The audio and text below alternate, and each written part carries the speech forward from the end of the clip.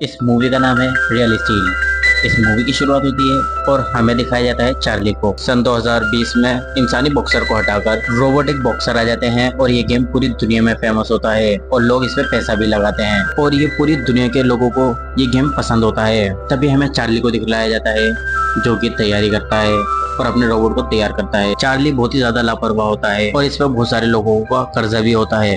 तभी ये फाइट में जाता है क्योंकि इस रोबोट की फाइट एक बुल से होने वाली होती है। ये बुल काफी ज्यादा एग्रेसिव होता है और इसने कई फाइटें जीती होती हैं और इस बुल ने बहुत से रोबोटों को तोड़ दिया होता है। चार्ली ने अपने रोबोट के जरिए उस बुल को पहले भी हराया होता है और इसलिए वो ओवर कॉन्फिडेंस हो जाता है और कहता है कि मुझे दोबारा फाइट करनी है।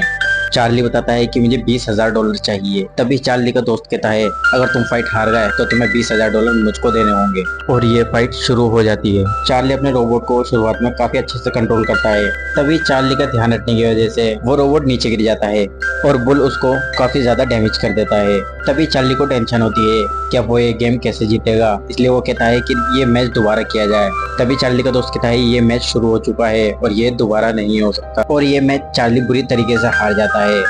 चार्ली काफी ज्यादा निराश होता है और वहां से भाग जाता है और अपने ट्रक के पीछे जाके छुप जाता है और उसके पीछे दो लोग आ रहे होते हैं और वो दोनों आके बताते हैं कि 10 साल पहले तुम्हारी एक एक्स गर्लफ्रेंड थी, उसकी डेथ हो चुकी है और उसका एक बेटा भी है जो कि इस वक्त काफी ज्यादा अकेला है और वो अपनी आंट के साथ रहता है और उसकी आंट चाहती है कि वो बच्चा मेरे पास रहे। और वो दोनों बताते हैं कि कोर्ट तुम्हारे बगैर फैसला नहीं ले सकती, इसलिए तुम्हारा फैसला क्या है और तुम्हें कोर्ट आना होगा। तभी चार्ली जल्दी से तैयार होकर कोर्ट चले जाता है जहाँ पे उस बच्चे की आंट कहती है कि मैं काफी ज्यादा अमीर हूँ और मैं उस बच्चे का अच्छे से ख्याल भी रख सकती हूँ और वो जो मांगेगा मैं उसे लाके दे सकती हूँ। और फिर उसकी आंट चार्ली से रिक्वेस्ट करती है कि आप प्लीज तुम मुझे अपना बच्चा दे दो। चार्ली को इस बात से कोई भी फिक्र नहीं होती कि उसका बच्चा कैसा है और कहाँ है और उसने अपने बच्चे को कभी देखा भी नहीं होता। चार्ली एक एक्टिंग करता है, वो सोचता है कि मुझे ये जताना होगा कि मैं अपना बच्चा नहीं देना चाहता ताकि उसको पैसे मिल सके क्योंकि ये फैमिली काफी ज्यादा अमीर होती है। चार्ली सोचता है कि मुझे ये फैमिली जरूर पैसे ऑफर करेगी। तभी चार्ली कहता है कि अभी फिलहाल मुझे मेरा बच्चा दे दो। चार्ली कहता है जब तुम ये पैसे दोगे मैं अपने बच्चे की इजाजत तुम्हें दे दूंगा।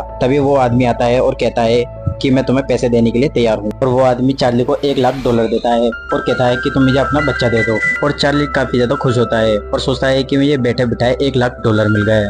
तभी चार्ली के पास उसके आंट आती है और कहती है कि हमें 3 महीने के लिए कहीं जाना है, इसलिए तुम अपने बेटे का 3 महीने तक ख्याल रख लो। जब हम वापस आएंगे तो हम उस बच्चे को हमेशा के लिए ले जाएंगे। तभी चार्ली अपने बेटे को अपने साथ लेकर चले जाता है और एक लड़की से मिलता है। कहता है कि मुझे एक शानदार रोबोट बना कर दो और उस लड़की को $50,000 भी दे देता है। फिर वो लड़की कहती है कि तुम्हारा काम हो जाएगा। जहाँ पे दूर खड़ा हुआ चार्ली का बेटा भी उसको देख रहा होता है। चार्ली के बेटे को ये बिल्कुल भी अच्छा नहीं लगता।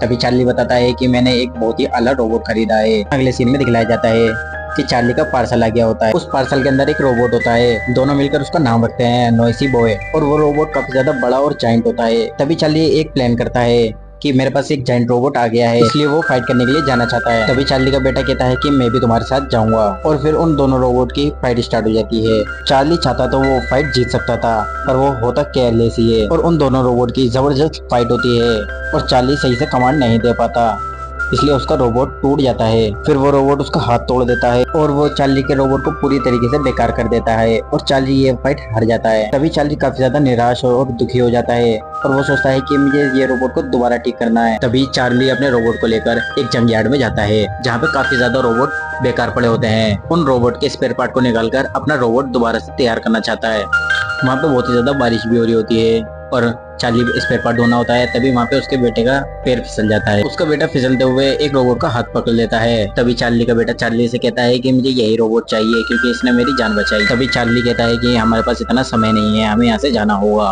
और उसका बच्चा जिद करता है और वो उस रोबोट को अपने घर ले आता है। तभी चार्ली अपनी पुरानी दोस्त के पास आता है और बताता है कि मेरा बेटा एक रोबोट लेकर आया है। चार्ली बताता है कि तुम उसके रोबोट को ठीक कर दो। तभी चार्ली की दोस्त उस रोबोट को ठीक करने की कोशिश करती है और थोड़ी देर बाद वो रोबोट एक्टिव हो जाता है और इस रोबोट का नाम एडम होता है। चार्ली की दोस्त बताती है कि इस रोबोट को सिर्फ मार खाने के लिए बनाया गया होता है, इसलिए ये रोबोट काफी ज्यादा मजबूत है।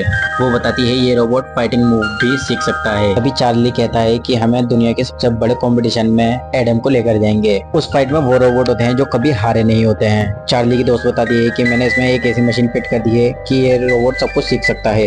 वो कहती है तुम इसे फाइटिंग सिखाओ या डांस सिखाओ, ये सब कुछ कॉपी कर सकता है। हर रोज सुबह उठकर चार्ली और उसका बेटा एडम को फाइटिंग सिखाते हैं, जिससे कि वो काफी ज्यादा परफेक्ट बन जाता है। फाइनली अब वो टाइम आ चुका है जिससे कि एडम फाइट करने के लिए तैयार हो चुका है। चार्ली अपने रोबोट को एक फाइटिंग क्लब ले जाता है, जिसमें कि बहुत ही ज्यादा जबरदस्त फाइट होती है और उसका रोबोट जीत जाता है। और इस फाइट में इन दोनों की पहली कमाई होती है। तभी एक लेडी चार्ली को ऑफर देती है $2 लाख का कि अपने रोबोट को बेच दो।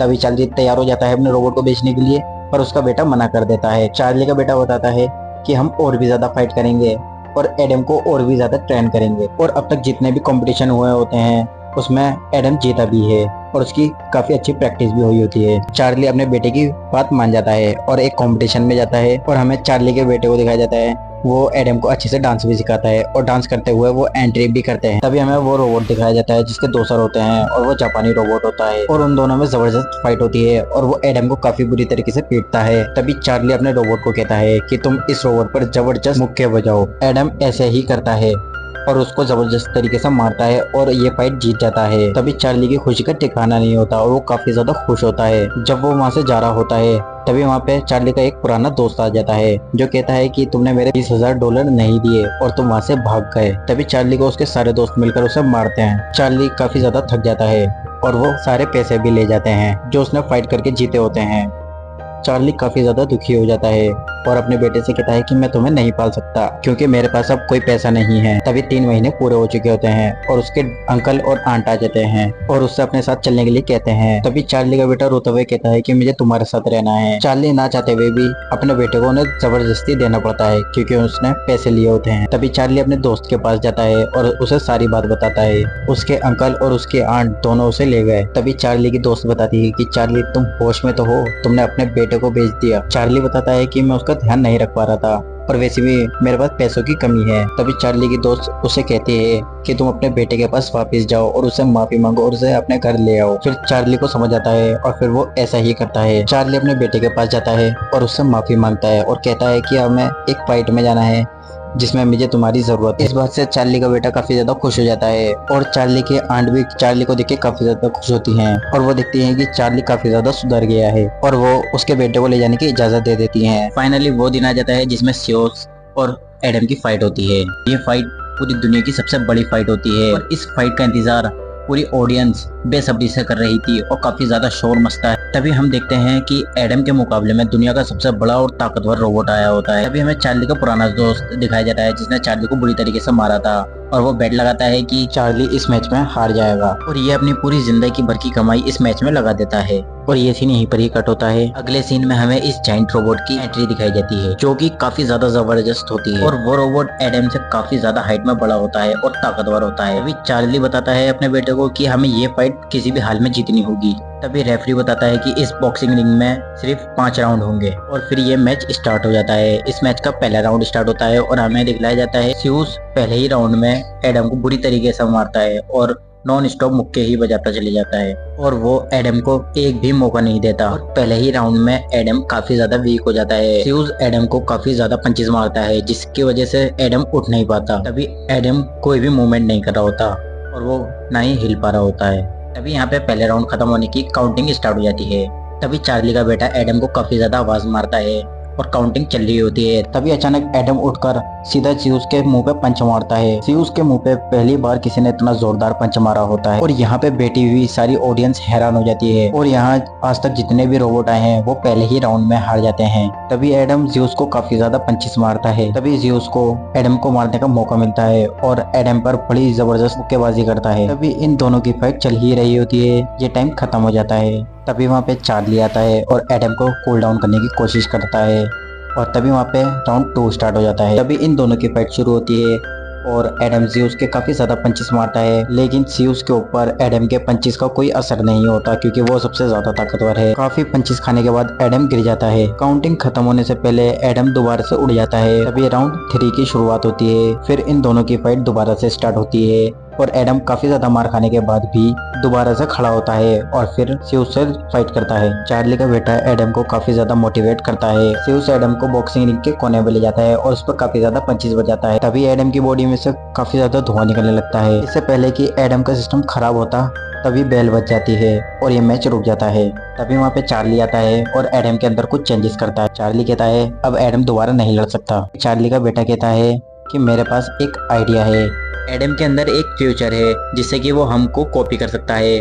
चार्ली का बेटा चार्ली से कहता है कि तुम बॉक्सिंग रिंग के बाहर फाइट करो और एडम बॉक्सिंग रिंग के अंदर रहकर फाइट करेगा। चार्ली मना करने के बाद भी मान जाता है और हमें इस फाइट से पता चलता है कि चार्ली पहले कभी बॉक्सर हुआ करता था, पर अब सारे रोबोटों ने बॉक्सर की जगह ले ली होती है। अब एडम काफी अच्छे तरीके से ज़्यूस को पीट रहा होता है, तभी ज़्यूस का सिस्टम हैंग हो जाता है और स्लो हो जाता है। इस चीज का फायदा चार्ली अच्छे तरीके से उठाता है और ज़्यूस को काफी बुरी तरीके से मारता है।